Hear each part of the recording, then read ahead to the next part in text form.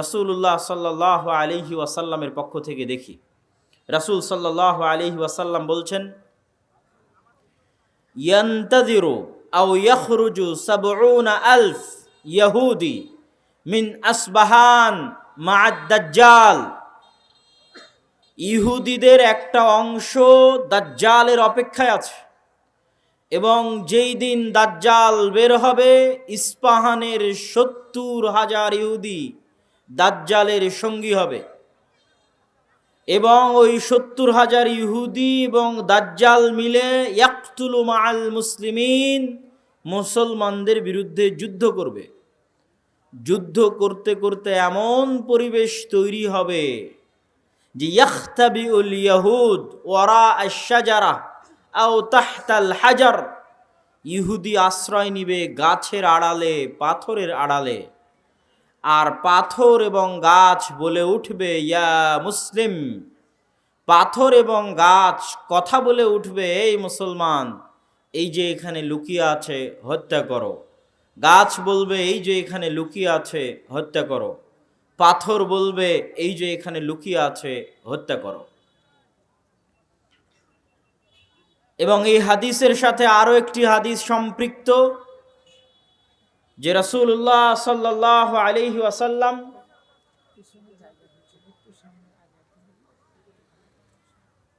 পিছনে যারা দাঁড়িয়ে আছেন, আমি অনুরোধ করব আমরা যারা সামনে বসে আছি একটু হালকা যদি চেপে চেপে বসি, তাহলে আমরা একটু সময় নিই, সমস্যা নাই। তারপরও সুশৃঙ্খল হোক অনুষ্ঠানটা, আমরাও ভালোভাবে আলোচনা করি। আপনারা সবাই একটু চেষ্টা করেন আপনাদের সামনের ফাঁকা জায়গাগুলো পূরণ করতে। কেন না, সমস্যা নেই, ঠিক আছে।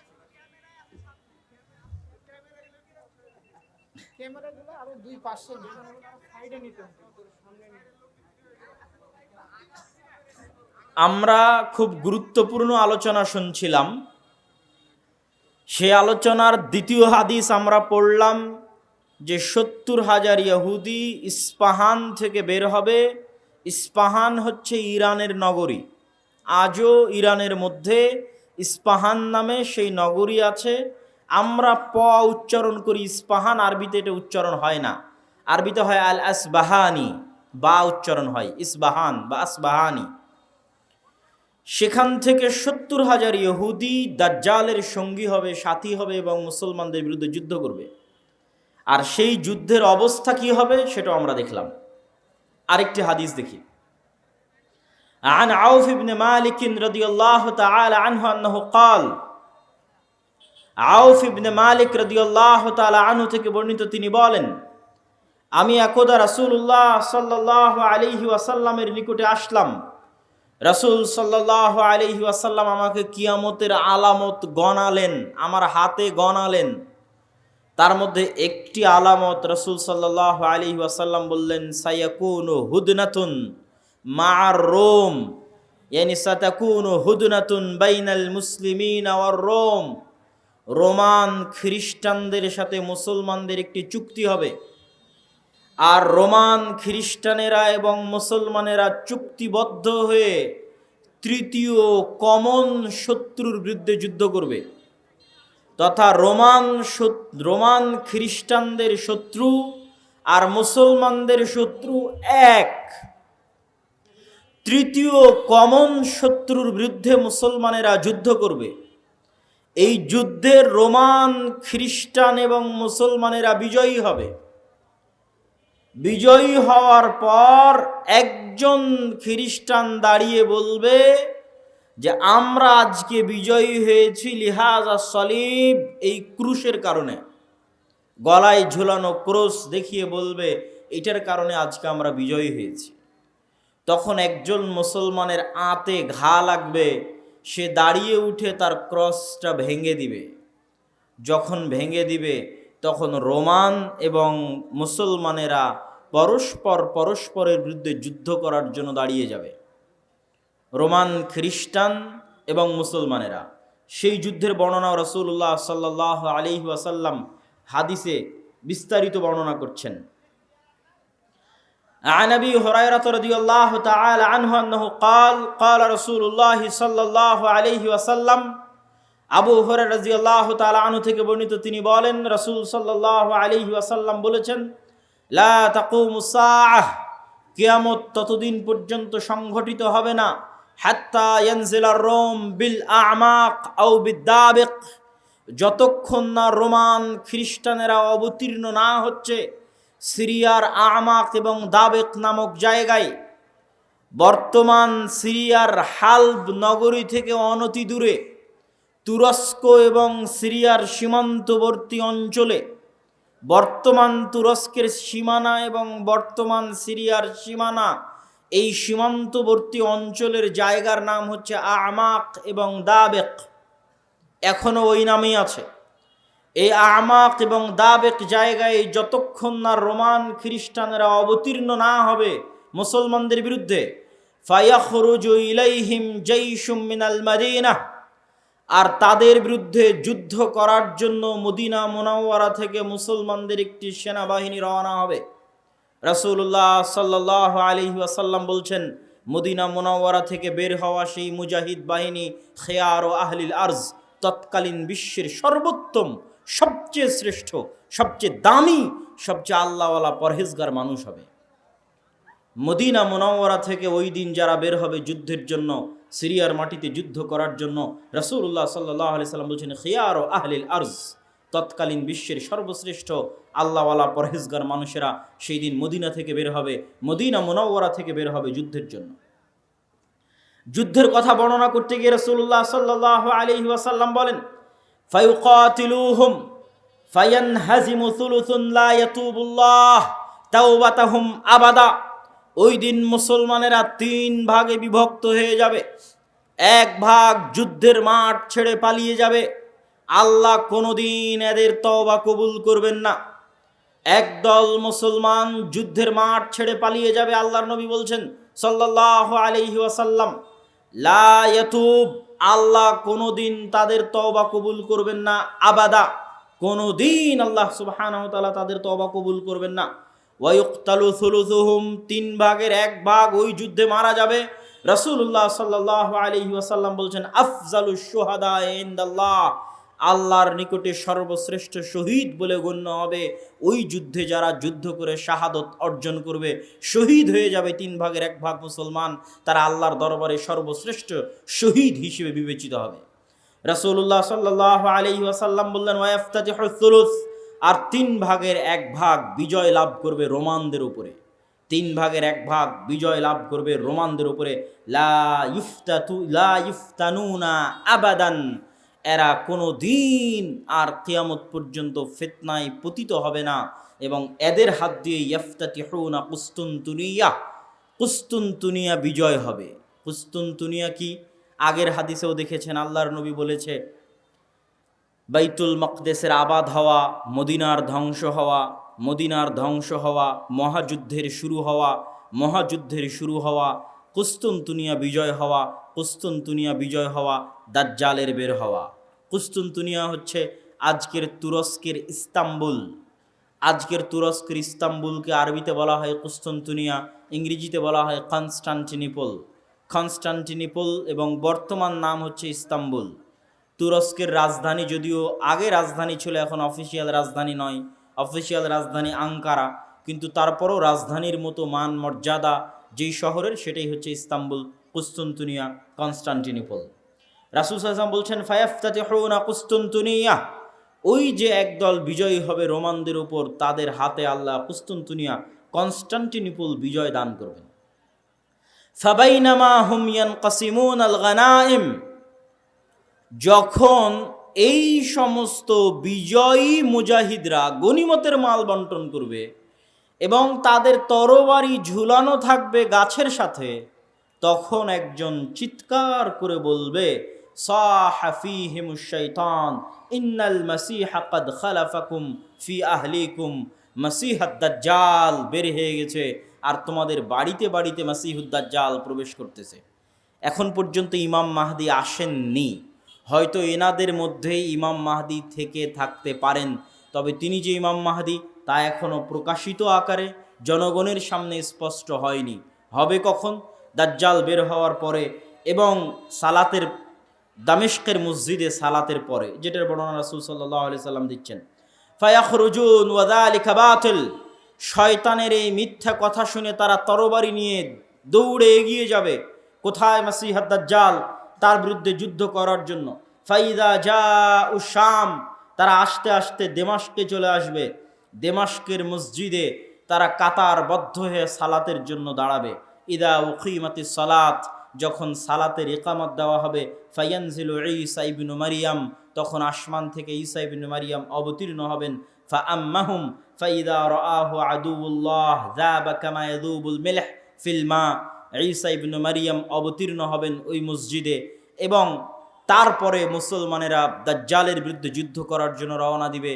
এবং মসজিদে আকসার পাশে, জেরুজালেমের পাশে লুদ নামক, বাবুল লুদ, লুদ নামক দরজায় ঈসা আলাইহিস সালাতু ওয়াস সালামকে দেখে মাসিহাদ দাজ্জাল লবণ যেভাবে পানিতে দিলে গলে যায় সেভাবে গলতে থাকবে, এবং তার গলে শেষ হওয়ার আগেই রাসূল সাল্লাল্লাহু আলাইহি ওয়াসাল্লাম বলছেন, ফালাউ তারাকাহু লানযাব হাত্তা ইয়ানহালিক, যদি ঈসা ইবনে মারিয়াম তাকে ওই অবস্থায় রেখে দিতেন তাহলে সে গলে ধ্বংস হয়ে যেত। হাত্তা ইয়াহলিক ওয়ালাকিন ইয়াকতুলুহুল্লাহ বিয়াদিহি ফায়ুরিহিম দামাহু ফি হারবাতিহি, কিন্তু আল্লাহ সুবহানাহু ওয়া তাআলা চান যে ঈসা ইবনে মারিয়ামের মাধ্যমে সে নিহত হোক, এই জন্য ঈসা ইবনে মারিয়াম তাকে হত্যা করবেন এবং দাজ্জালের রক্ত জনগণকে দেখাবেন।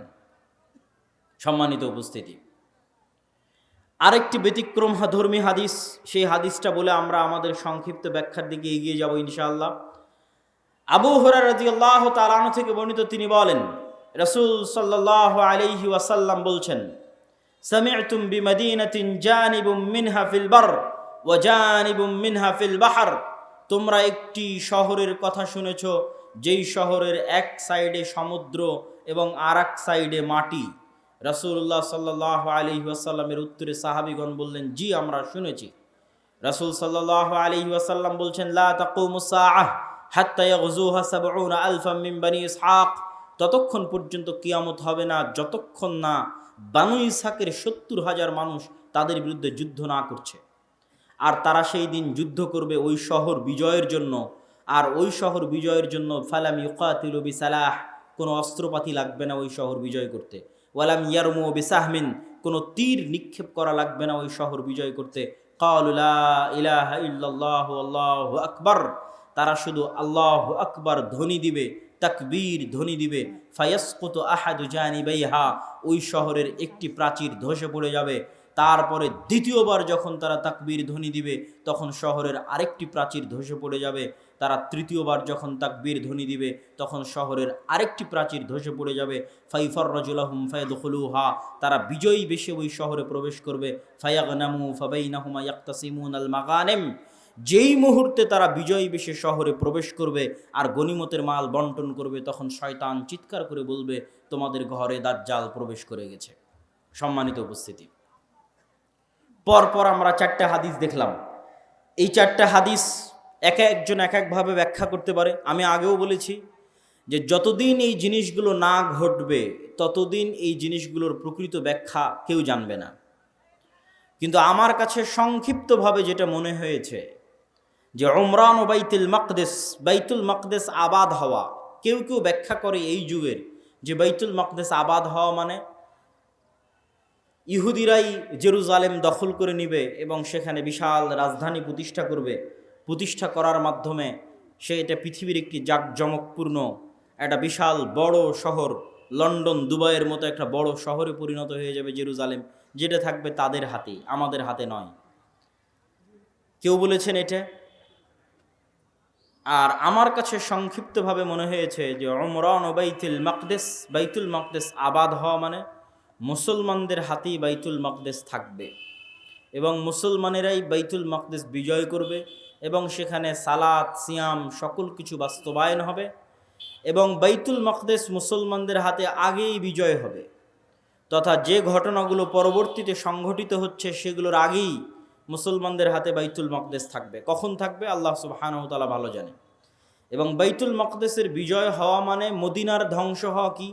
হয়তো মদিনা অনাবাদ হয়ে যেতে পারে, মদিনার যে শান শওকত, সেই শান শওকতে কমতি আসতে পারে, যে কোনো কারণে আসতে পারে। যেহেতু মুসলমানেরা বাইতুল মাকদেস ফিরে পেয়েছে, সেহেতু বাইতুল মাকদেস কেন্দ্রিক মুসলমানদের নতুন কিছু তৈরি হতে পারে। যেমন উমাইয়া খেলাফাত আমলে যখন আবদুল্লাহ ইবনে জুবাইরের হাতে মক্কা এবং মদিনা ছিল, তখন উমাইয়া খলিফারা মক্কা মদিনা জিয়ারত করতে না পারার কারণে তারা তাদের সকল ধন সম্পদ খরচ করত বাইতুল মাকদেসের পিছনে।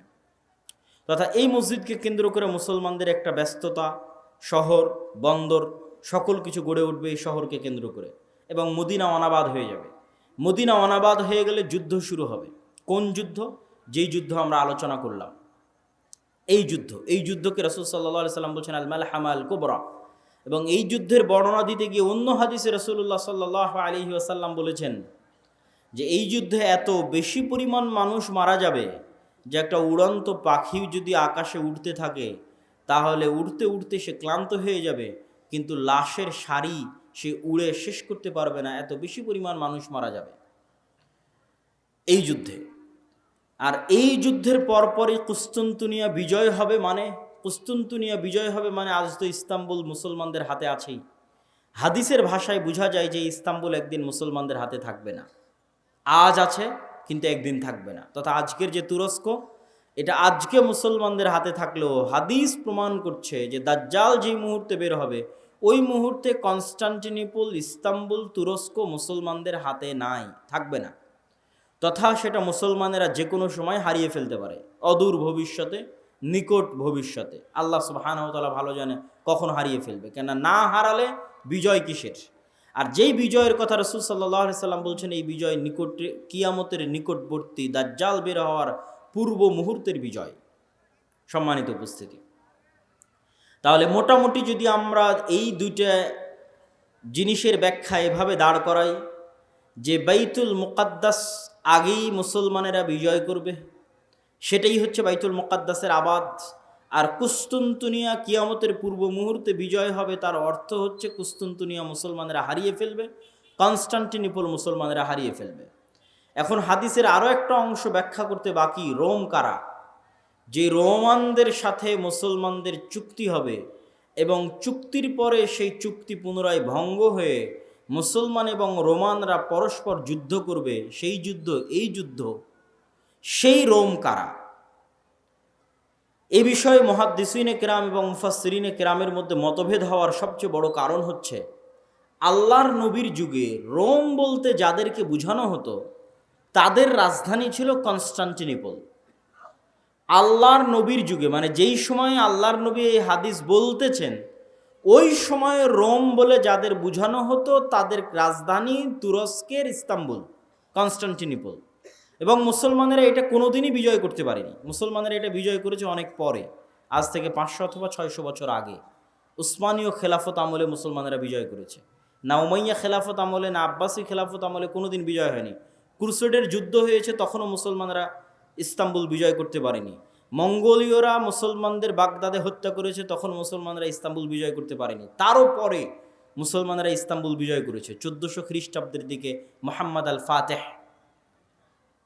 তো এই জন্য রাসূল সাল্লাল্লাহু আলাইহি ওয়াসাল্লাম যখন রোম শব্দ বলতেছেন হাদিসে মদিনায়, তখন রোম মানে বর্তমান তুরস্কের কনস্টান্টিনোপল, ইস্তাম্বুল। আর তৎকালীন এই রোমে যারা বসবাস করত তারা হচ্ছে অর্থোডক্স খ্রিস্টান। আর আজকে ইতালির যারা রোম, ইতালির রাজধানী রোম, ইউরোপের যারা খ্রিস্টান, আমেরিকার যারা খ্রিস্টান, তারা হচ্ছে ক্যাথলিক খ্রিস্টান। এবং তাদের মধ্যে বিশ্বাসগত এবং আকীদাগত পার্থক্য আছে অনেক বিষয়ে, পদ এবং পদবীগত পার্থক্য আছে, কৃষ্টি কালচার, সামাজিক আচার ব্যবহারগত পার্থক্য আছে। তাহলে রোম বলতে আমরা যদি তৎকালীন রোম ধরি, তথা অর্থোডক্স খ্রিস্টানদের হাতে যখন কনস্টান্টিনোপল ছিল, সেই অর্থোডক্স খ্রিস্টানেরা এখন বসবাস করে রাশিয়ায়। রাশিয়া এবং ইউক্রেনের যুদ্ধের অন্যতম একটা কারণ হচ্ছে ইউক্রেনে ইউরোপিয়ান এবং আমেরিকানেরা ক্যাথলিক খ্রিস্টানের চর্চা বাড়াচ্ছিল, যেটা রাশিয়া কখনোই চায় না যে তার আশেপাশের কোনো দেশে ক্যাথলিক খ্রিস্টানের চর্চা বাড়ুক, কেননা তারা মানে অর্থোডক্স খ্রিস্টান।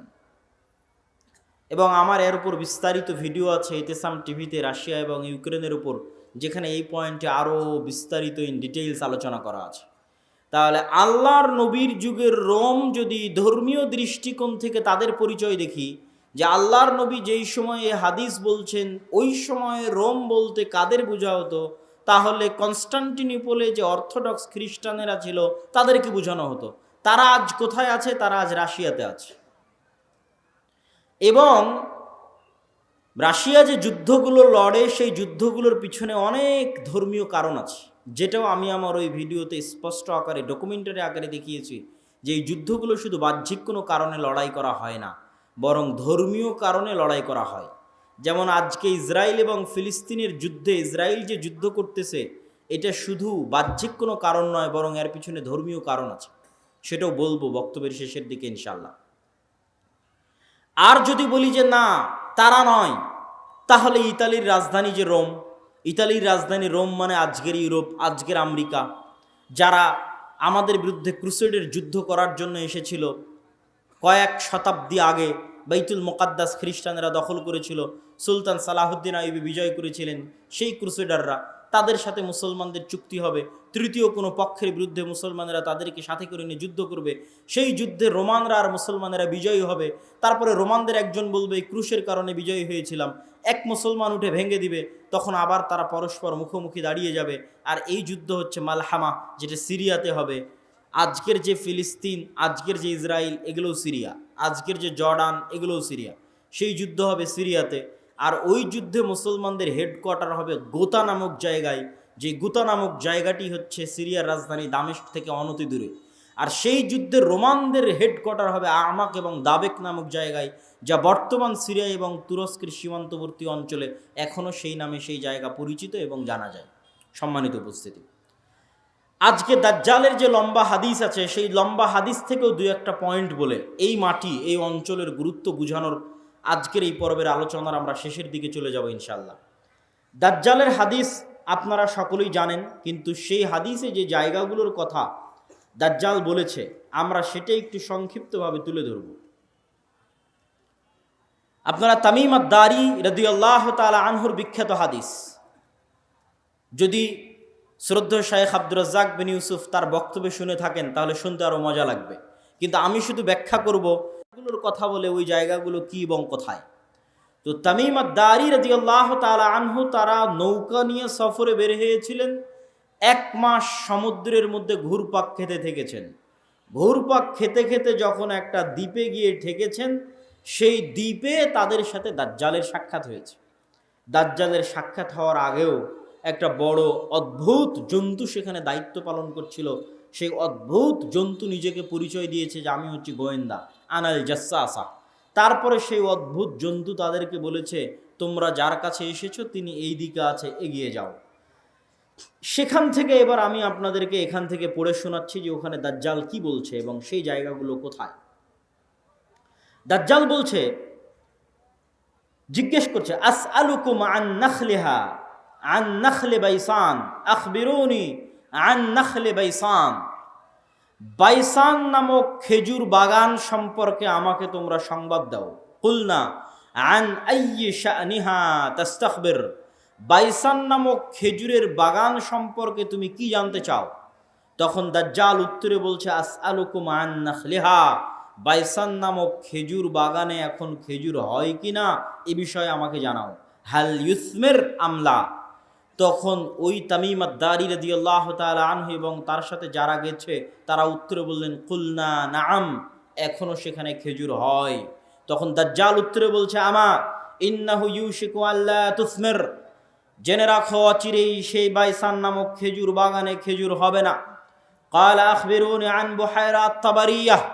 তোমরা আমাকে বুহায়রা আত-তাবারিয়াহ, তাবারিয়া লেক, তাবারিয়া খাল সম্পর্কে জানাও। কুলনা আন আইয়ি শানিহা তাস্তাখবির। তাবারিয়া খাল সম্পর্কে তোমাকে কি বলবো? ক্বালা হাল ফিহা মা। সেখানে কি পানি আছে? তখন উত্তরে বলছে, হিয়া কাসীরাতুল মা, অনেক বেশি পানি আছে।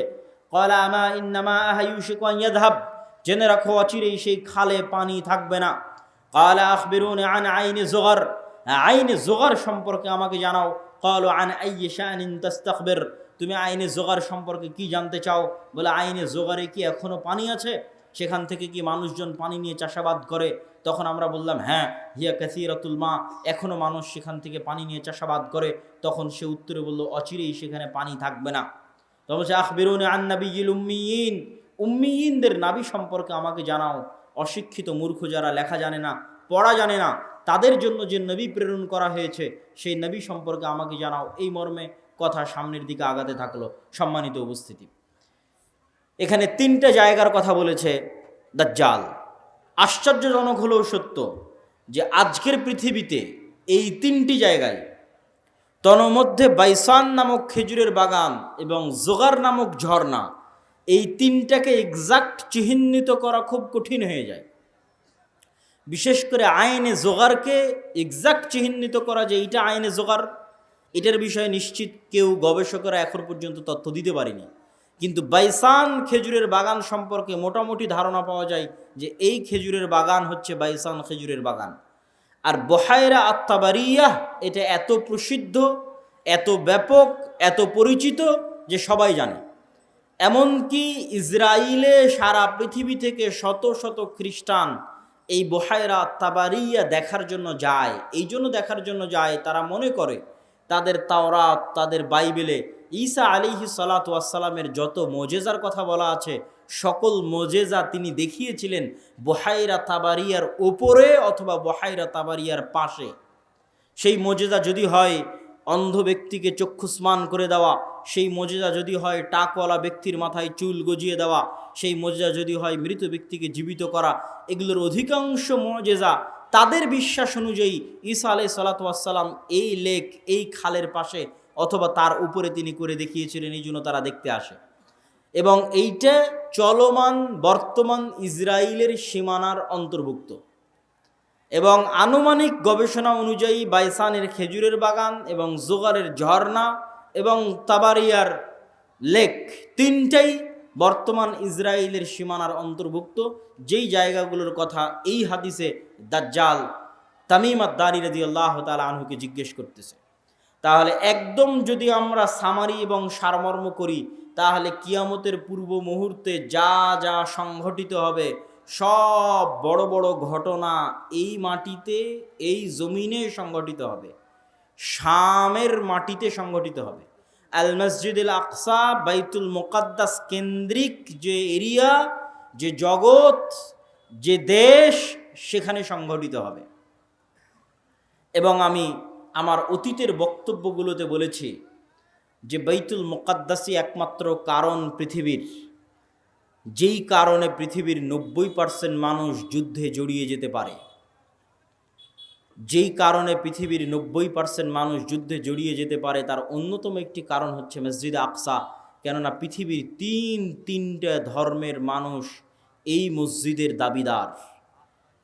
ইহুদিরা দাবিদার, খ্রিস্টানেরা দাবিদার, আমরা মুসলমানেরা দাবিদার। যেহেতু তিনটা ধর্মই আসমানি দিন, আসমান থেকে এসেছে, তিনটা ধর্মের গ্রন্থই আসমানি গ্রন্থ। ওই দুইটা গ্রন্থে বিকৃতি এসেছে, ওই দুইটা ধর্মে বিকৃতি এসেছে। ইসলামে বিকৃতি আসেনি, কোরআনে বিকৃতি আসেনি। কিন্তু যেহেতু একই জায়গা থেকে আগত, এই জন্য ঘটনা, আকিদা, বিশ্বাস, কাহিনী অনেক কিছুই সেম এবং কমন।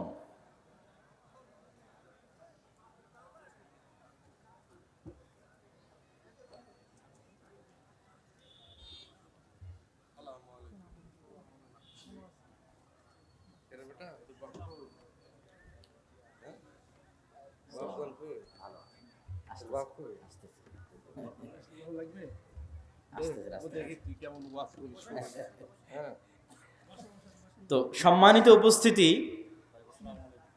আমরা যে বিষয়ে আলোচনা করছিলাম যে বর্তমান মসজিদে আকসা এবং বর্তমান বাইতুল মুকাদ্দাস পৃথিবীর তিনটা ধর্মের নিকটে পবিত্র স্থান। আর এই পবিত্র স্থান হওয়ার কারণ হচ্ছে এই তিনটা ধর্মই আব্রাহামিক রিলিজিয়ান, সেমেটিক রিলিজিয়ান। এই তিনটা ধর্মই মিল্লাতে ইব্রাহিমের দাবিদার, তথা ইব্রাহিম আলাইহিস সালাতু ওয়াস সালামের হিস্ট্রি ইতিহাসের সাথে কানেক্টেড। আর সেমেটিক রিলিজিয়ন মানে নূহ আলাইহিস সালাতু ওয়াস সালামের 3 সন্তান তার সাথে নৌকায় উঠেছিলেন। একজনের নাম ইয়াফেস, একজনের নাম হাম, আর একজনের নাম সাম। ইয়াফেসের বংশধরেরা হচ্ছে সাদা চামড়া, ইউরোপ, আমেরিকা, রাশিয়া। সামের বংশধরেরা হচ্ছে সেমেটিক তথা মেটে, শ্যামা, হালকা সাদা, হালকা শ্যামা, হালকা মেটে। India, Pakistan, Bangladesh, Saudi, Kuwait, Qatar, Bahrain, এরা হচ্ছে সামের বংশধর। হাম হচ্ছে আফ্রিকান, টোটাল আফ্রিকান এরিয়া হচ্ছে নূহ আলাইহিস সালামের সন্তান হামের বংশধর। তো পৃথিবীতে আল্লাহ যত নবী পাঠিয়েছেন সকল নবী সামের বংশে পাঠিয়েছেন। সামের বংশে ইব্রাহিম আলাইহিস সালাতু ওয়াস সালাম। এই জন্য একটা মজার জিনিস, যারা অনলাইনে আমাদের দেখছেন তারা মনে রাখতে পারেন যে কালার ডিসক্রিমিনেশনের শিকার যারা হন ইউরোপ এবং আমেরিকায়, গায়ের রঙের কারণে ডিসক্রিমিনেশনের শিকার হওয়া, বৈষম্যের শিকার হওয়া, কেননা তাদের মধ্যে একটা আভিজাত্য বোধ কাজ করে যে আমি হচ্ছি সাদা চামড়ার, আর এশিয়া থেকে যারা এসেছে তারা সাদা চামড়ার নয়। আপনি দীর্ঘদিন থাকলে এই জিনিসটা ভিতর থেকে অনুভব করতে পারবেন, এই বৈষম্য। তো এটা আপনারা মজার জিনিস জেনে রাখতে পারেন যে ইউরোপ, আমেরিকা তারা যতই সাদা চামড়ার হোক, তারা যেই নবীকে সম্মান করে, শ্রদ্ধা করে, সেই নবী সাদা চামড়ার ছিলেন না। মানে ঈসা আলাইহিস সালাতু ওয়াস সালাম, ঈসা আলাইহিস সালাতু ওয়াস সালামের গায়ের রং আর আমার নবী মুহাম্মদ সাল্লাল্লাহু আলাইহি ওয়াসাল্লামের গায়ের রং এক। মানে শ্যামা, মেটে, সাদা চামড়ার সাদা নয়। তথা গোটা ইউরোপ এবং আমেরিকার মানুষ যেই নবীর অনুসারী, যেই নবীর মূর্তি তাদের গির্জায় বানিয়ে রেখেছে, যেই নবীর মা মারিয়াম আলাইহা সালাতু ওয়াস সালামের মূর্তি তাদের গির্জায় বানিয়ে রেখেছে, তারা কেউই সাদা চামড়ার ছিলেন না। এই জন্য বলেছি সেমেটিক রিলিজিয়ান।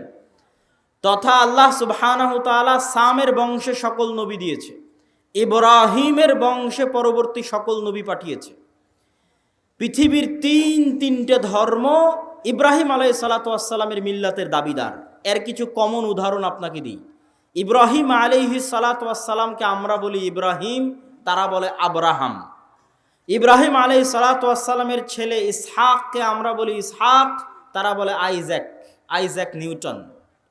যিনি আইজ্যাক তিনি ইসহাক। ইসহাক আলাইহিস সালাতু ওয়াস সালামের ছেলেকে আমরা বলি ইয়াকুব আলাইহিস সালাতু ওয়াস সালাম, তারা বলে জ্যাকব। যিনি জ্যাকব তিনি ইয়াকুব।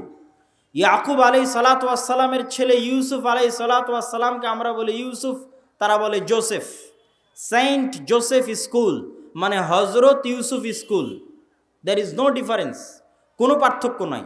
যদি আপনি বলেন সেন্ট জোসেফ স্কুল, তাহলে ওরা আপনি যে ইউসুফকে জানেন তাকে উদ্দেশ্য করছে, যে হজরত ইউসুফ আলাইহিস সালাতু ওয়াস সালাম স্কুল। এভাবে আমরা যাকে বলছি দাউদ আলাইহিস সালাতু ওয়াস সালাম, তারা তাকে বলছে ডেভিড। জাস্ট নামের উচ্চারণের পার্থক্য, কিন্তু ঘটনার মধ্যে মিল আছে। আমরা বলছি নূহ, তারা বলছে নোয়াহ। ঘটনার বর্ণনা, ধারা বিবরণীতে কিছুটা পার্থক্য আছে, কিন্তু মূল ঘটনাগুলো একই। তথা আদম এবং হাওয়ার যে ঘটনা কোরআনে বর্ণনা করা আছে, কাছাকাছি ঘটনা,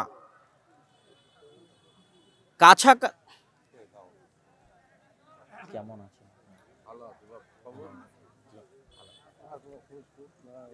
অনেকদিন দেখা সাক্ষাৎ, বাইরে গেছিলাম তো ইংল্যান্ডে, ওখান থেকে মাস্টার্স করে আসলাম। 1 বছরে একটা মাস্টার্স করে আসলাম ইংল্যান্ড থেকে। জি, ইসলামিক ব্যাংকের উপর, Islamic banking system.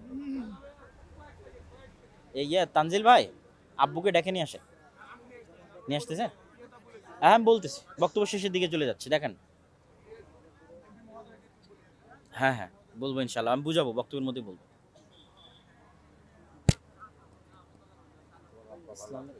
Islamic banking এবং ইসলামিক ফাইন্যান্সের মাস্টার্স। আমার বুঝে তো মনে হয় না সব ভালো। ইসলামী ব্যাংকে টাকা নেওয়া থৌত দেখি হাট কাপনা পড়ে।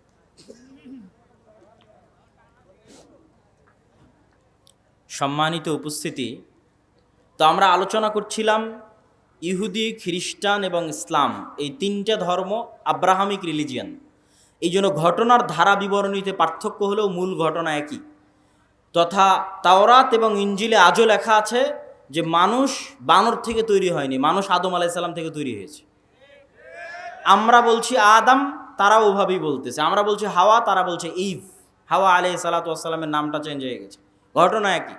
আমরা যেমন আমাদের কোরআনে মহাপ্লাবনের ঘটনা আছে নূহ আলাইহিসসালামের, কাছাকাছি ওই রকমই মহাপ্লাবনের ঘটনা আজও তাওরাত এবং ইঞ্জিলে আছে। ঘটনার ধারা বিবরণীতে পার্থক্য হতে পারে, কেন ওগুলো বিকৃত হয়ে গেছে। ঠিক তেমনি কুরবানির কথা, ইব্রাহিম আলাইহিসসালাম তার সন্তানকে কুরবানি করছেন, এই কথা তাওরাত জাবুর ইঞ্জিলেও আছে। কিন্তু তারা পরিবর্তন করে দিয়েছে যে ইব্রাহিম আলাইহিসসালাম ইসহাক আলাইহিসসালামকে কুরবানি করছেন, আর কোরআন বলছে ইব্রাহিম আলাইহিসসালাম ইসমাইলকে কুরবানি করছেন। তো যাক, আমরা সরাসরি বাইতুল মুকাদ্দাসের দিকে চলে আসি এবং আমার বক্তব্যের শেষের দিকে এগিয়ে যাওয়ার চেষ্টা করব। তো ইব্রাহিম আলাইহিসসালামের দুই সন্তান ইসহাক এবং ইসমাইল, আজকের পুরো পৃথিবীর ইসরায়েল কেন্দ্রিক যে পলিটিক্স, ফিলিস্তিন কেন্দ্রিক যে পলিটিক্স, এটা যদি বুঝতে চান তাহলে আপনাকে এই জিনিসটা ক্লিয়ার কনসেপ্ট রাখতেই হবে যে আসলে কেন এই জিনিসগুলো ঘটতেছে। তো ইব্রাহিম আলাইহিসসালামের দুই সন্তান ইসহাক এবং ইসমাইল। ইসহাক আলাইহিসসালাম হচ্ছেন সারা আলাইহিসসালামের সন্তান, আর ইসমাইল হচ্ছে হাজেরা আলাইহিসসালামের সন্তান। ইব্রাহিম আলাইহিসসালাম সারার সন্তান ইসহাককে নিয়ে থাকতেন জেরুজালেমে। ইব্রাহিম আলাইহিসসালাম থাকতেন কোথায়? জেরুজালেমে। আল্লাহ কোরআনে বলছেন নাজ্জাইনাহু ওয়া লূতান ইলাল আরদিল্লাতী বারাকনা ফিহা লিল আলামিন। আমি ইব্রাহিমকে আশ্রয় দিয়েছি এই মাটিতে, লূতকে আশ্রয় দিয়েছি এই মাটিতে, যেই মাটিতে আমি বরকত রেখেছি সারা পৃথিবীর মানুষের জন্য, ওই মাটি জেরুজালেমের মাটি। লূত আলাইহিসসালামের শহর উল্টিয়ে দেওয়ার পরে আল্লাহ তাকে আশ্রয় দিয়েছেন জেরুজালেমে। আর ইব্রাহিম আলাইহিসসালাম তিনি যখন ইরাক থেকে হিজরত করে এসেছেন তখন আল্লাহ সুবহানাহু ওয়া তাআলা তাকে আশ্রয় দিয়েছেন জেরুজালেমে। তার বাপ আজর তাকে ইরাকের ব্যাবিলন নগরী থেকে তাড়িয়ে দিয়েছিলেন। তাহলে ইব্রাহিম আসলেন জেরুজালেমে, লূত আসলেন জেরুজালেমে। ইব্রাহিমের সন্তান ইসহাক ছিল জেরুজালেমে, ইসহাকের সন্তান ইয়াকুবও ছিল জেরুজালেমে। আর ইব্রাহিম আলাইহিসসালাম আরেক সন্তান ইসমাইলকে রেখে আসলেন 1500 কিলোমিটার দূরে মক্কায় কাবা ঘরের পাশে। তাহলে একই সাথে একই সময়ে আল্লাহ ইব্রাহিম আলাইহিসসালামের দুই সন্তানকে দিয়ে পৃথিবীর দুইটা মসজিদ আবাদ করাচ্ছেন। আল্লাহর নবী এবং পবিত্র কোরআন বলছে ইন্না আউওয়ালা বাইতিন উযিআ লিন-নাস বিবাক্কা, পৃথিবীর বুকে প্রথম মসজিদ তৈরি হয়েছে মক্কায় আল্লাহর ইবাদতের জন্য। আর আল্লাহর নবী বলছেন মক্কার 40 বছর পর, কাবার 40 বছর পর মসজিদ তৈরি হয়েছে আল মসজিদ আল আকসা, বাইতুল মুকাদ্দাস। তাহলে ইব্রাহিম আলাইহিসসালামের এক সন্তান ইসহাক এবং তার বংশধরেরা আবাদ করছে মসজিদ আকসা, আর ইব্রাহিম আলাইহিসসালামের আরেক সন্তান ইসমাইল এবং তার বংশধরেরা আবাদ করছে কাবা, একই সময়ে একই সাথে। আর ইব্রাহিম আলাইহিসসালাম নিজে জেরুজালেম থেকে মক্কায় যাতায়াত করেছে 4 থেকে 5 বার।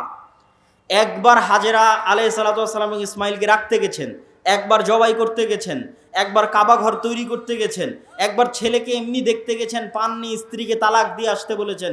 লম্বা ঘটনা সহিহ বুখারীতে পাবেন। তাহলে ইব্রাহিম আলাইহিসসালাম পৃথিবীর একমাত্র নবী যিনি একই সাথে এই দুইটা পবিত্র মসজিদের সাথে কানেক্টেড, একই সাথে। হুয়া ইব্রাহিম আলাইহিসসালাম, তিনি ইব্রাহিম আলাইহিসসালাম 5 বার মক্কা থেকে ফিলিস্তিন জেরুজালেম যাতায়াত করেছেন। এবার আসেন হিস্ট্রি সামনের দিকে আগাতে থাকলো। ইউসুফ আলাইহিসসালাম কুয়ায় পড়ে মিশরের বাজারে বিক্রি হয়ে গেলেন।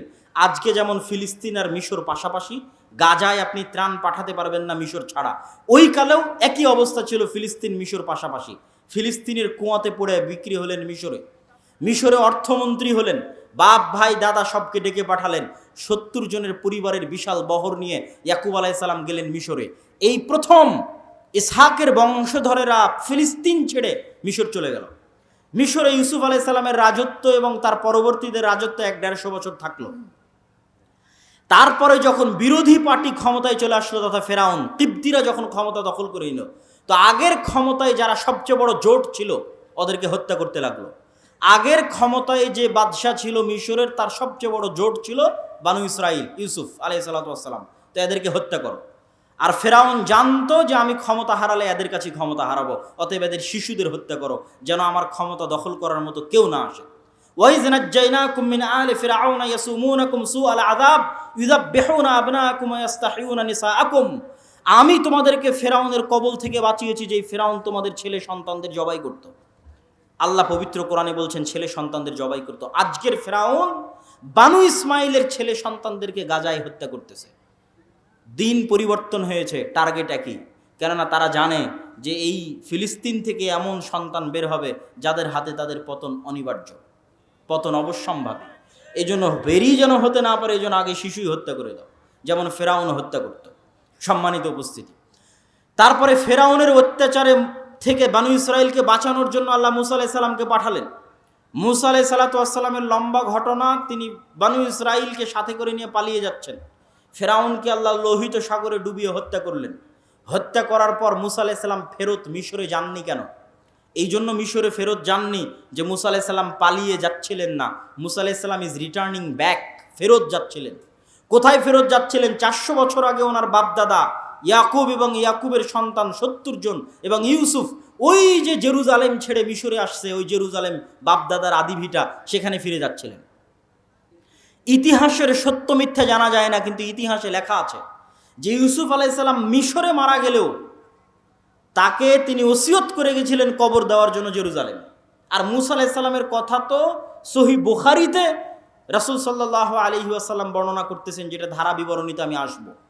তো আপনি যদি আজকের ম্যাপে দেখেন, লোহিত সাগর পার হয়ে ফিলিস্তিনে যাবেন, মিশর থেকে লোহিত সাগর ক্রস করে ফিলিস্তিনে যাবেন, গুগল ম্যাপে দেখবেন ফিলিস্তিনে ঢোকার আগে বিশাল মরুভূমি, সিনাই মরুভূমি।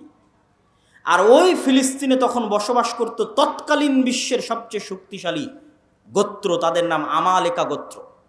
তো ওদের সাথে যুদ্ধ করে জিতে জেরুজালেম জয় করতে হবে, এই জন্য অপেক্ষায় বসে আছেন সিনাই মরুভূমিতে। সিনাই মরুভূমি যেহেতু মরুভূমি, আর লোহিত সাগরের পানি যেহেতু লবণাক্ত, এই জন্য কোনো খাবার নাই, না মরুভূমিতে কোনো ফলমূল হয়, না মরুভূমিতে কোনো পানি আছে। এই জন্য সূরা বাকারায় বানু ইসরাইলের ঘটনা পড়ে দেখবেন যে আল্লাহ মুসা আলাইহিস সালামকে বললেন, তুমি লাঠি দিয়ে পাথরে আঘাত করো, তোমার সম্প্রদায়ের জন্য ঝর্ণা তৈরি করে দিচ্ছে। তুমি আল্লাহর কাছে দোয়া করো, আর জান্নাত থেকে মান্না এবং সালোয়া পাঠিয়ে দিচ্ছে। জান্নাত থেকে পাখির আকারে এবং গাছে ঝুলন্ত আকারে, বাড়ির উপরে গাছে ঝুলন্ত আকারে জান্নাত থেকে মান্না এবং সালোয়া আসতো, কেননা মরুভূমিতে কোনো খাবার ছিল না। তারপরে মুসা আলাইহিস সালাম তাদের নিয়ে জেরুজালেম বিজয় করতে যাবেন মর্মে যুদ্ধের ঘোষণা দিলেন। এরা ছিল নিমক হারাম কওম। আল্লাহর এত বড় নিয়ামত দেখার পরও এরা বলল, ইযহাব আনতা ওয়া রাব্বুকা ফাকাতিলা, মুসা আপনি আর আপনার আল্লাহ গিয়ে যুদ্ধ করেন, আমরা যুদ্ধ করতে পারবো না। বলেন নাউজুবিল্লাহ। এই জন্য মুসা আলাইহিস সালাম জেরুজালেম বিজয় করতে পারেননি। তখন মুসা আলাইহিস সালাম আল্লাহর কাছে দোয়া করেছিলেন, যেন আমার লাশ, আমার মৃত্যু যেন জেরুজালেমের এত নিকটে হয় যে একটা ঢিল মারলে, যেন জেরুজালেম থেকে বাইতুল মুকাদ্দাস থেকে একটা ঢিল মারলে আমার কবরে এসে পড়ে। মুহাম্মদ সাল্লাল্লাহু আলাইহি ওয়াসাল্লাম বুখারীর হাদিসে বলছেন, আমি যদি আজ ফিলিস্তিনে থাকতাম তোমাদের দেখাতাম যে কোথায় মুসা আলাইহিস সালামের কবর আছে। সম্মানিত উপস্থিতি, তারপরে ধারা বিবরণী আমি সংক্ষিপ্ত আকারে আজকের পর্যন্ত আপনাকে আমি বুঝিয়ে দিচ্ছি। তারপরে ইউশা বিন নুনের মাধ্যমে জেরুজালেম বিজয় হলো। আমার আগের বক্তব্য শুনে দেখবেন আল্লাহ জেরুজালেম বিজয়ের দিন সূর্যকে থামিয়ে দিয়েছিলেন। সূর্যকে থামিয়ে দিয়ে ইউশা বিন নুন জেরুজালেম বিজয় করেছিলেন। তারপরে আস্তে আস্তে আস্তে আস্তে দাউদ এবং সুলাইমান আলাইহিস সালাম আসলেন। দাউদ এবং সুলাইমান আলাইহিস সালাম পৃথিবীর সবচেয়ে বড় রাজত্ব জেরুজালেমে কায়েম করলেন। সুলাইমান আলাইহিস সালাম দ্বিতীয়বার মসজিদ আকসা নির্মাণ করালেন জিনদেরকে দিয়ে। আর পৃথিবীর অত শক্তিশালী, অত বড় রাজত্ব পৃথিবীতে আগে আর কোনোদিন হয়নি, পরেও কোনোদিন হবে না, সেটা কায়েম হলো জেরুজালেমে। তারপরে দাউদ এবং সুলাইমানের পরে আস্তে আস্তে চলে আসলেন ঈসা আলাইহিস সালাম। ঈসা আলাইহিস সালামের মা মারিয়াম কোন মসজিদের খাদেম ছিলেন? মসজিদ আকসার খাদেম ছিলেন। ঈসা আলাইহিস সালাম কোন শহরে জন্ম নিয়েছেন? এই জেরুজালেম, এই নগরীতে জন্ম নিয়েছেন। এই জন্যই তো আপনি খ্রিস্টানদের যদি বলেন তোমাদের গোটা দুনিয়া দিয়ে দিব, ইউরোপ আমেরিকা, জেরুজালেম দিব না, তাহলে হবে না। কেননা এখানে তারা যাকে নবী বলে শ্রদ্ধা করছে তার স্মৃতি এই শহরে আছে। ঈসা আলাইহিস সালামের স্মৃতি এই শহরে আছে। ঈসা আলাইহিস সালামের আম্মা মারিয়াম আলাইহা সালামের স্মৃতি এই মসজিদে আছে। আর ইহুদিদের স্মৃতি আছে এই যে মুসা, দাউদ, সুলাইমান, তাদের লম্বা স্মৃতি বললাম। ইয়াহইয়া এবং জাকারিয়া আলাইহিসসালাম এই শহরেই ছিলেন। ঈসা আলাইহিস সালাম দিয়ে আল্লাহ বানু ইসরাইলের নবী দেওয়া বন্ধ করে দিলেন। ওই যে ইসহাক আলাইহিস সালাম থেকে শুরু হয়ে গোটা দুনিয়ার হিস্ট্রি আপনাকে 5 মিনিটে বলে দিলাম। ঈসা আলাইহিস সালামে এসে আল্লাহ বানু ইসরাইলের নবী পাঠানো স্টপ। ওই যে এবার 5000 বছর যাবত ইব্রাহিমের আর এক সন্তান, তার সন্তানেরা আবাদ করতেছে মক্কায় কাবা, 1000 বছর যাবৎ আবাদ করতেছে। আল্লাহ ওটাকে সেভ রেখেছিলেন। পৃথিবী আল্লাহ সুবহানাহু ওয়া তাআলা কিভাবে ফাংশন করবেন এটা তার পূর্ব পরিকল্পিত, পূর্ব প্ল্যান। সেই ফাংশন করার জন্য ইব্রাহিম আলাইহিস সালাতু ওয়াস সালামের এই সন্তানে মাত্র একজন নবী আল্লাহ সুবহানাহু ওয়া তাআলা পাঠিয়েছেন, তিনি হচ্ছেন আমাদের নবী মুহাম্মদ সাল্লাল্লাহু আলাইহি ওয়াসাল্লাম, যিনি মক্কায় আসলেন। মক্কায় এসে তিনি নবীর দাবি করলেন এবং হেরাক্লিয়াসের দরবারে আবু সুফিয়ানকে জিজ্ঞেস করা হলো যে মুহাম্মদ সাল্লাল্লাহু আলাইহি ওয়াসাল্লামের পূর্বে কি আর কেউ নবী দাবি করেছিল? আবু সুফিয়ান বলল, না, মুহাম্মাদের পূর্বে মক্কায় আর জীবনে কোনোদিন কেউ নবী দাবি করেনি। হেরাক্লিয়াস বলল, যদি বলতে যে তার পূর্বে কেউ নবী দাবি করেছিল তাহলে আমি বলতাম দেখা দেখি নবী দাবি করছে। যেহেতু পূর্বে কেউ নবী দাবি করেনি, অতএব ভাবতে হবে যে মুহাম্মদ সাল্লাল্লাহু আলাইহি ওয়াসাল্লাম কেন নবী দাবি করছেন। তুমি আমাকে বলো, ওই মক্কায় মুহাম্মদ সাল্লাল্লাহু আলাইহি ওয়াসাল্লামের পূর্বে কেউ কি রাজা বাদশাহ ছিল? আবু সুফিয়ান বলছে, না, কেউ তো রাজা বাদশাহ ছিল না। 1000 বছর যাবৎ আমরা জানি না যে এই বংশে, এই অঞ্চলে কোনোদিন রাজত্ব ছিল, বরং আজীবন এরা রোমান এবং পারস্য এম্পায়ারের অধীনে তাদের জীবন কাটেছে। ওখানে কোনোদিন রাজত্ব তৈরি হয়নি, মক্কা কেন্দ্রিক কোনো রাজত্ব তৈরি হয়নি। তখন বলছে, তাহলে তো অবশ্যই ভাবতে হয়, যদি তুমি বলতে এখানে কোনোদিন রাজা ছিল তাহলে আমি বলতাম যে বাপের দেখা দেখি, বাপদাদার সম্পত্তি, বাপদাদার রাজত্ব ফিরে পাওয়ার জন্য এখন নিজে নবুয়তের দাবি করছে। যেহেতু মক্কা কেন্দ্রিক কোনোদিন রাজত্ব তৈরি হয়নি, মক্কায় কোনোদিন কেউ নবী দাবি করেনি, আবার তোমরা বলছো যে ওখানে ইব্রাহিমের সুন্নাত পাওয়া যায়, মানে হেরাক্লিয়াস স্বপ্নে দেখেছিল আরবদের মধ্যে যারা খাতনা করে। হেরাক্লিয়াস সব পাদ্রীদের ডেকে বলছে, কারা খাতনা করে? পাদ্রীরা বলল, শুধু ইহুদিরা খাতনা করে। বললাম, না, আমি স্বপ্নে দেখেছি আরবদের মধ্যে কারা খাতনা করে। আরবদের মধ্যে কেউ খাতনা করে আমি তো জানি না। তখন আবু সুফিয়ানকে ডেকে নিয়ে এসে জানা গেল মক্কার কোরাইশরা যুগ যুগ ধরে খাতনা করে আসতেছে। কেন? মক্কার কোরাইশদের আদি পিতা তো ইসমাইল আলাইহিস সালাতু ওয়াস সালাম, যিনি ইব্রাহিমের সন্তান। এটা ইব্রাহিমের সুন্নাত, মিল্লাতে ইব্রাহিমের সুন্নাত। সম্মানিত উপস্থিতি, এই জায়গায় হলো সুপারিয়রিটিতে ধাক্কা। ইহুদি এবং বানু ইসরাইলের যে সুপারিয়রিটির থিওরি, পৃথিবীর মাত্র 2টা জাতি এত ভয়ঙ্কর সুপারিয়রিটিতে বিশ্বাস করে যা পৃথিবীর আর কোনো জাতি বিশ্বাস করে না, একটা ব্রাহ্মণ আর একটা ইহুদি। হিন্দুদের মধ্যে যে 4টা গ্রুপ আছে তার মধ্যে একটা হচ্ছে ব্রাহ্মণ। তারা বিশ্বাস করে যে তারা হচ্ছে খোদার মাথা থেকে, তাদের প্রভুর মাথা থেকে সৃষ্টি হয়েছে, এই জন্য তাদের সম্মান মর্যাদা সবার উপরে, বাকি সব তাদের গোলাম। শূদ্র বৈশ্য ক্ষত্রিয় যা আছে সব তাদের গোলাম। আর এরা বিশ্বাস করে যারা আল্লাহর সন্তান, বলেন নাউজুবিল্লাহ, এরা বিশ্বাস করে আর আল্লাহর সন্তান, এবং এদের সবচেয়ে বড় গর্ব হচ্ছে যে ইব্রাহিমের সন্তান, ইসহাকের বংশধর। যদিও আজকের আধুনিক বিশ্বে কোনো প্রমাণ নাই যে চলমান ইসরায়েলে যারা বসবাস করছে এরা ইব্রাহিম আলাইহিস সালাতু ওয়াস সালামের ব্লাডলি কানেক্টেড। কি জন্য প্রমাণ নাই? আমার আগের আলোচনা থেকেই দলিল পেয়ে যাবেন। আগের আলোচনায় বলেছি ইব্রাহিম আলাইহিস সালাতু ওয়াস সালাম নূহের সন্তান সামের বংশধর, না নূহের সন্তান হামের বংশধর, না নূহের সন্তান ইয়াফিসের বংশধর? কি বক্তব্য শুনলেন? কার বংশধর? সামের বংশধর। আর সেমেটিকদের গায়ের কালার কীরকম হয়? সেমেটিকদের গায়ের কালার হচ্ছে মেটে, শ্যামা, সাদা চামড়া তো ইয়াফেস। তাহলে ইউরোপ এবং আমেরিকার গায়ের চামড়া, গায়ের কালার নিয়ে এসে ফিলিস্তিনে বসে দাবি করবা যে তুমি ইসহাক আলাইহিস সালাতু ওয়াস সালামের বংশধর, ইয়াকুব আলাইহিস সালাতু ওয়াস সালামের বংশধর, দিস ইজ ইম্পসিবল। এটা হতেই পারে না, অসম্ভব। অন্তত গায়ের চামড়ায় তো মিলতে হবে, গায়ের রঙে তো মিলতে হবে। এই জন্য কোনো ঐতিহাসিক ডকুমেন্ট নাই যে তারা তার সন্তান, কিন্তু দাবি করে। তো ওই দাবির ভিত্তিতে আমরা আলোচনা করতেছি যে তাদের যে সুপারিয়রিটি থিওরি, যে আমরা আল্লাহর সন্তান এবং আমরা ইব্রাহিম আলাইহিস সালাতু ওয়াস সালামের অমুক সন্তানের পরবর্তী বংশধর, এই জন্য আমাদের জন্য দয়া, আমাদের জন্য রহমত, আর বাকি পৃথিবীর সব গোলাম। সবকে যদি আমরা মেরে হত্যা করি তবুও কোনো পাপ হবে না। ভাই, এটা বিশ্বাস করে, আল্লাহর কসম করে বলছে, এটা বিশ্বাস করে, না হলে এত নিষ্ঠুর হওয়া মানুষের জন্য সম্ভব নয়।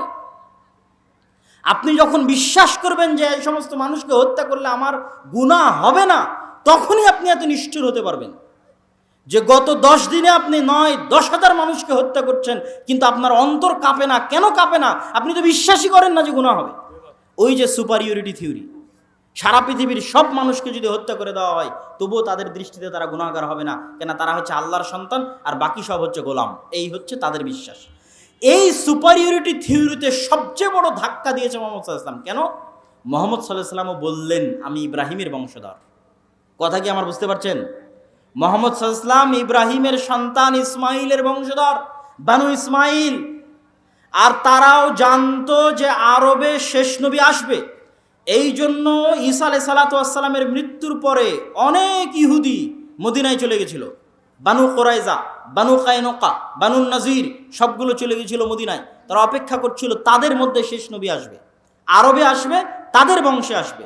কিন্তু যখন দেখলো না তাদের বংশে আসলো না, মুহাম্মদ সাল্লাল্লাহু আলাইহি ওয়াসাল্লাম বানু ইসমাইলের বংশে শেষ নবী দাবি করলো, তাহলে মুহাম্মদ সাল্লাল্লাহু আলাইহি ওয়াসাল্লাম দুই দিক থেকে তাদের সুপারিয়রিটিতে আঘাত করলেন। এক, তুমি রক্তে যতই দাবি করো তুমি ইব্রাহিমের বংশধর, তা আমি মুহাম্মদও দাবি করছি আমি ইব্রাহিমের বংশধর, আমি ইসমাইলের বংশধর। অতএব রক্তে আমার উপর তোমার কোনো প্রাধান্য আর থাকলো না, শেষ। আমার উপর তোমার প্রাধান্য রক্তে থাকলো না, এই জিনিসটা তারা বুঝে গেল। এবং তারা এটাও বুঝে গেল যে মুহাম্মদ সাল্লাল্লাহু আলাইহি ওয়াসাল্লামের কওমের জন্য আল্লাহর পক্ষ থেকে তাদের কিতাবে বর্ণিত যত ওয়াদা, যত রহমত, যত বরকত, সব রহমত সব বরকত এবার মুহাম্মদ সাল্লাল্লাহু আলাইহি ওয়াসাল্লাম এবং তার উম্মতের জন্য আসবে। এই জন্য তাদের পৃথিবীতে সবচেয়ে বড় শত্রু হচ্ছে ইসলাম এবং মুসলমানেরা, দুইটা কারণে। অন্যদেরকে তো ওরা বিশ্বাসই করে না যারা ইব্রাহিমের বংশধর। অন্তত তাদের কিতাবে তো ইব্রাহিমের আর এক সন্তান ইসমাইলের নাম লেখা আছে, যে ইব্রাহিমের আর এক সন্তান ইসমাইল, এবং তারা এটা বিশ্বাস করে যে আরবরা হচ্ছে ইসমাইলের বংশধর। এই জন্য এটা হলো তাদের সবচেয়ে বড় ভয়ের কারণ, যে তাদের সুপারিয়রিটি থিওরিতে আঘাত করেছে ইসলাম এবং মুসলমানেরা। সম্মানিত উপস্থিতি, আজকের এই জেরুজালেমে যে ভয়াবহ অবস্থা তৈরি হয়েছে, এই ভয়াবহ অবস্থার পিছনে কারণ কি? আগের যুগের অনেক ইতিহাস আমি অন্য বক্তব্যে আলোচনা করেছি। আজকের এই ভয়াবহ অবস্থা তৈরি হওয়ার পিছনে কারণ আমার ছোট্ট গবেষণায় ঔপনিবেশিক শাসনামল, কলোনিয়াল সিস্টেম, আরবিতে বলে ইস্তেমার। আমরা যারা আজকে এই দেশে বসবাস করছি, যারা আপনারা সামনে বসে আছেন, 1935-1937 সালের আগে আপনাদের বাপদাদারা জমির মালিকই ছিল না। আপনি আজকে যে জমির দলিল নিয়ে দাবি করছেন এই জমি আমার, এই দাবি 35-37-এর আগে এই অঞ্চলের মানুষ করতে পারতো না। কেননা আমাদের বাপদাদারা 190 বছর ছিল ব্রিটিশদের গোলাম, তথা আমরা ছিলাম কলোনি, ব্রিটিশের কলোনি। এই জন্য 190 এবং 200 বছর গোলামি করতে করতে আমাদের রক্তের মধ্যে গোলামি ঢুকে গেছে।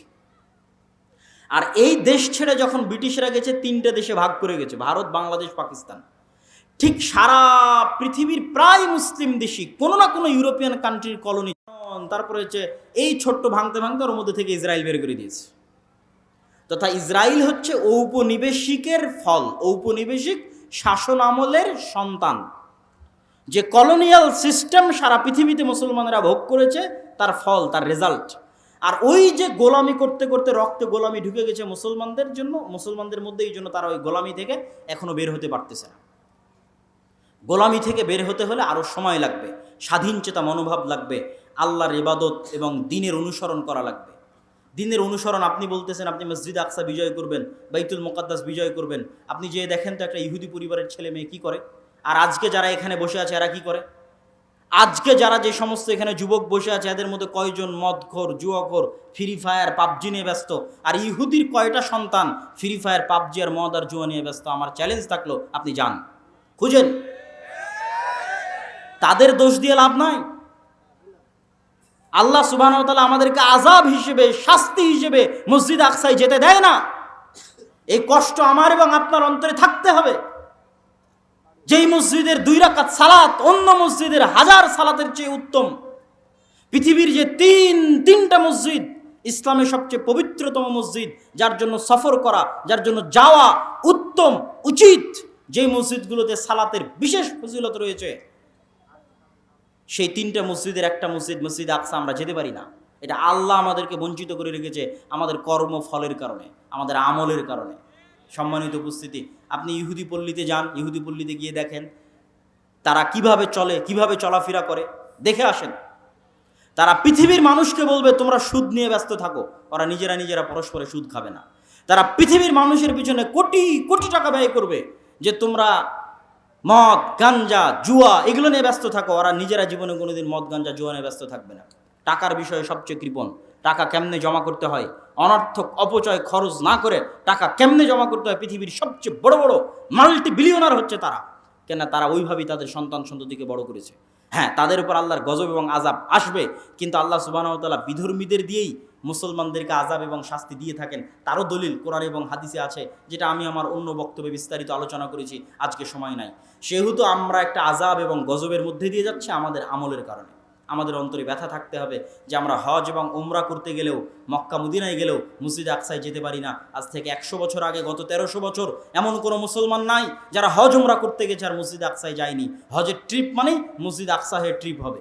সম্মানিত উপস্থিতি, এই জন্য সুলতান সালাহুদ্দিন আইয়ুবী শপথ করেছিলেন, যতদিন আল্লাহ তার 3টা মসজিদের একটা মসজিদকে খ্রিস্টানদের কবল থেকে মুক্ত না করবে, ততদিন সুলতান সালাহুদ্দিন আইয়ুবী আল্লাহর আরেক মসজিদ মক্কা এবং মসজিদে নববী জিয়ারতের জন্য যাবে না। আল্লাহর মসজিদকে বন্দি দশায় রেখে, আল্লাহর মসজিদকে মানুষের সালাত মুক্ত অবস্থায় রেখে তিনি কিভাবে আল্লাহর আরেক মসজিদ জিয়ারতের জন্য যাবেন, এই ব্যথায় তিনি যুদ্ধ করতেন। এই জন্য আপনাদের সন্তান সন্ততি পরবর্তী বংশধরের অন্তরে এই ব্যথা, এই বিশ্বাস এবং আমলের পরিবর্তনের মাধ্যমে আমরা বিজয় অর্জন করতে পারি। যেহেতু আল্লাহর ওয়াদা যে বিজয়ী হব, বক্তব্যের শুরুতেই হাদিস পড়ে দিয়েছি যে পাথর বলবে, গাছ বলবে, ওয়াদা হবে। আল্লাহর নবী বলেছেন হবে, আজ না হলে যেদিন ইমাম মাহদি আসবেন সেই দিন হবে। কিন্তু আমরা যদি তার আগেও যে হবে না তা না, তার আগেও হতে পারে। সুলতান সালাহুদ্দিন আইয়ুবীর হাত দিয়ে আল্লাহ বিজয় করায়নি, করিয়েছে।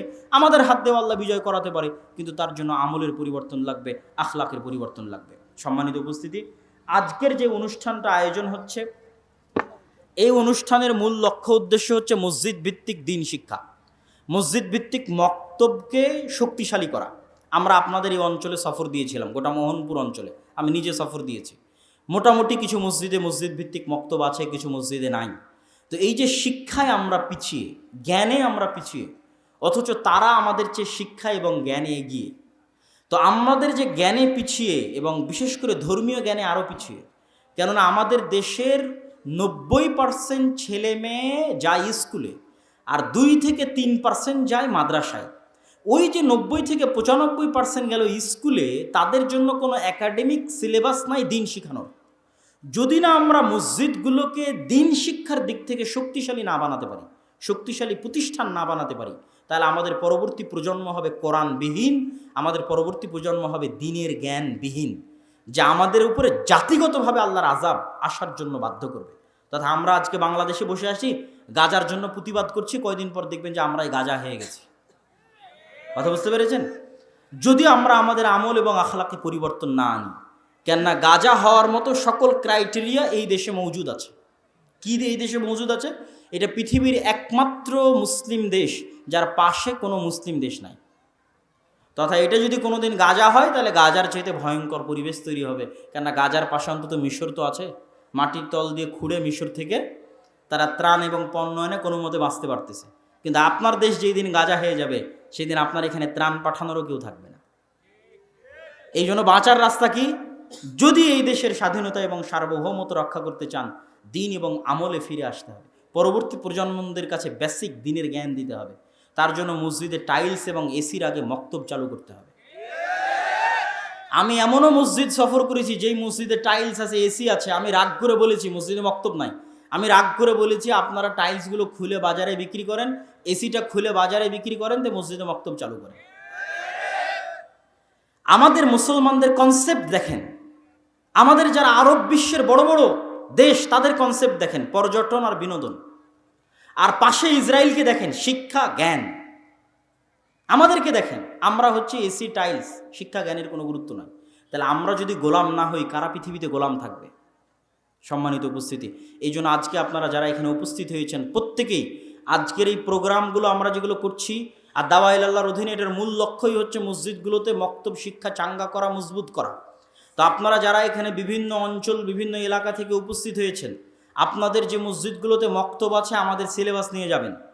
সালাফি কনফারেন্স রাজশাহী 23 ও 24 নভেম্বর, আল জামিয়া সালাফিয়া ডাঙ্গিপাড়া পবা রাজশাহীতে আসবেন।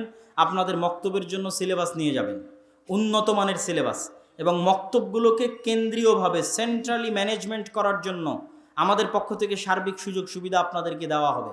আর যদি কোনো মসজিদে মক্তব বন্ধ থাকে, সেটাকে চালু করার জন্য কি উদ্যোগ নেওয়া যায় সেটার জন্য আপনারা যোগাযোগ করতে পারেন। কিন্তু যে মসজিদগুলোতে চালু আছে তারা দ্রুত গতিতে চেষ্টা করেন আমাদের সাথে সম্পৃক্ত হয়ে ওই মসজিদগুলোর ইমামদেরকে শিক্ষাগত ট্রেনিং দেওয়ার মাধ্যমে এবং ওই মসজিদের সিলেবাসের মান বাড়ানোর মাধ্যমে ওইটাকে একটা প্রতিষ্ঠানে রূপান্তর করা। মসজিদেই থাকবে, মসজিদের মধ্যেই থাকবে, কিন্তু ফাংশন করবে প্রতিষ্ঠানের মতো, যাতে আমরা পরবর্তী প্রজন্মদের কাছে দিনের সঠিক জ্ঞান পৌঁছে দিতে পারি। আর দাওয়া ইলাল্লাহ উদ্যোগ নিয়ে আমরা ইতিমধ্যে বাংলাদেশের 4টে জেলার 126টা মসজিদ সফর করেছি, 250-এর অধিক মসজিদে মক্তব উদ্বোধন করেছি। অতএব আপনাদের কাছে উদাত্ত আহ্বান থাকবে এই প্রজেক্টের সাথে আপনারা সম্পৃক্ত হন। যে মসজিদে মক্তব আছে সেই মক্তবকে চাঙ্গা করার জন্য আমাদের সিলেবাস নেন, আমাদের ট্রেনিং নেন, আমাদের ম্যানেজমেন্ট সিস্টেম নেন। যেই মসজিদে মক্তব নাই সেখানে চালু করার জন্য আমাদের ডাকেন, আমরা সফর দিই, বক্তব্য দিই, চালু করার জন্য সহযোগিতা করি।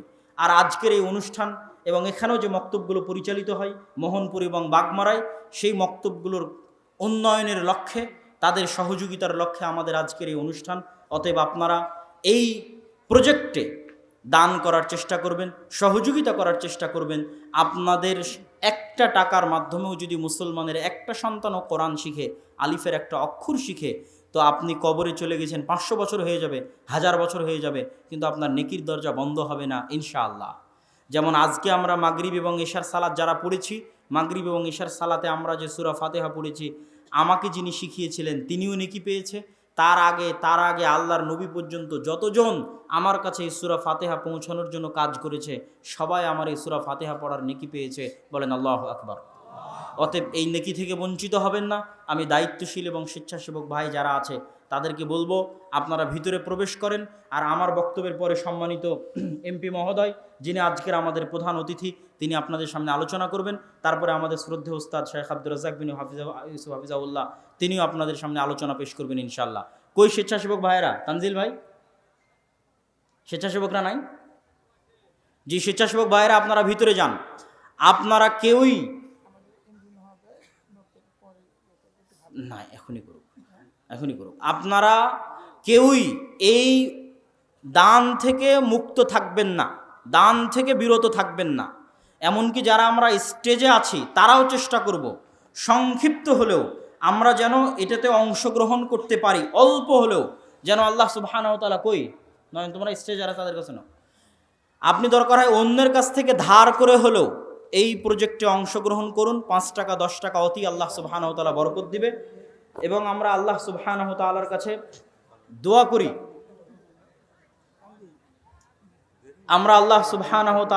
দোয়া করি, যে আল্লাহ সুবহানাহু ওয়া তাআলা, হে আল্লাহ, আপনি আজকে যারা আমাদের অত্র প্রোগ্রামে উপস্থিত হয়ে এই প্রজেক্টে তাদের স্বতঃস্ফূর্ত অংশগ্রহণের জন্য সহযোগিতার হাত বাড়িয়ে দিচ্ছে, আপনি তাদের দানকে কবুল করুন, আল্লাহুম্মা আমিন।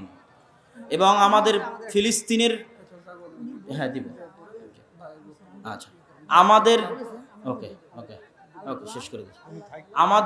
আমাদের ফিলিস্তিনের ইনশাআল্লাহ, হে আল্লাহ সুবহানাহু ওয়া তাআলা, আমাদের ফিলিস্তিনের যে সমস্ত ভাই এবং বোনেরা নিহত হচ্ছে, এখন পর্যন্ত 9000 মারা গেছে, হে আল্লাহ, আপনি তাদেরকে শহীদ হিসেবে কবুল করুন, আল্লাহুম্মা আমিন। হে আল্লাহ, গাজার মুসলমানদের উপর পৃথিবীর স্মরণকালের ভয়াবহ যে অত্যাচার, যে জুলুম চলতেছে, আপনি তাদের উপর থেকে সেই জুলুম, সেই অত্যাচার উঠিয়ে নিন, আল্লাহুম্মা আমিন। হে আল্লাহ, ইন্নাকা আলা কুল্লি শাইইন কাদির, আপনি আপনার শক্তি, আপনি আপনার ক্ষমতা, আপনি আপনার সাহায্য সহযোগিতা মুসলমানদের জন্য পাঠিয়ে দিন, আল্লাহুম্মা আমিন। হে আল্লাহ, আপনি আমাদের জন্য সুলতান আন নাসিরা, এমন একজন শাসক পাঠান যেই শাসকের হাত দিয়ে আমরা পুনরায় মসজিদে আকসা, বাইতুল মুকাদ্দাস বিজয় করতে পারবো, আল্লাহুম্মা আমিন। হে আল্লাহ, আজকে যারা এই দানে অংশগ্রহণ করছে, আপনি তাদের এই দানকে কবুল করুন, আল্লাহুম্মা আমিন। আমাদের যারা পূর্বে মারা গেছে তাদের কবরকে প্রশস্ত করে দিন, আল্লাহুম্মা আমিন। আপনারা কেউই এই দান থেকে বিরত থাকবেন না। স্টেজে যারা